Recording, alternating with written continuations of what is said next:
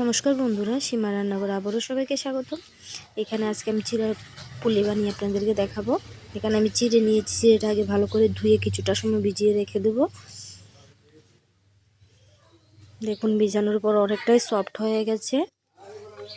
কে কে চিড়ার পুলি কখনো ট্রাই করেছেন কেউ অবশ্যই আমাকে কমেন্ট করে জানাবেন।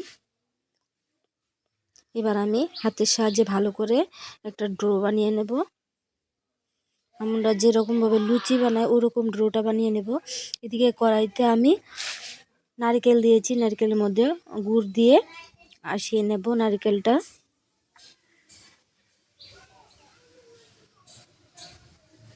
দেন এদিকে আমার মাখাটাও কমপ্লিট হয়ে গেছে। এবার আমি হাতের সাহায্যে ভালো করে গোল শেপ করে পুলির শেপটা দিয়ে দেব। এক এক করে আমি সবগুলো বানিয়ে নেব। ভালো লাগলে অবশ্যই আমার চ্যানেলটাকে সাবস্ক্রাইব করে দেবেন। যারা আমার পুরনো বন্ধু আছে তাদেরকে অসংখ্য ধন্যবাদ, যারা আমার নতুন বন্ধু তাদেরকে অনেক অনেক ওয়েলকাম।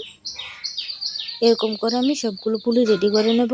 দেন আমি কড়াইতে তেল গরম করে এক এক করে সবগুলো ভেজে নেব।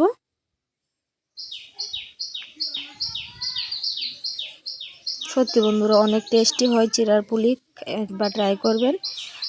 এদিকে আমি মিষ্টি দিয়ে শিরার রস বানিয়ে নিয়েছি। এবার এক এক করে সবগুলো শিরার রস আমি দিয়ে দেব, পিঠেগুলো দিয়ে দেব শিরাতে।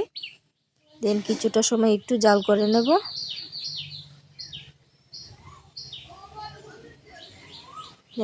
নামিয়ে নিলে হয়ে গেল আমার চিড়ার পুলি। কীরকম লাগছে অবশ্যই জানাবেন, ভালো লাগলে একটা লাইক করে দেবেন। ধন্যবাদ।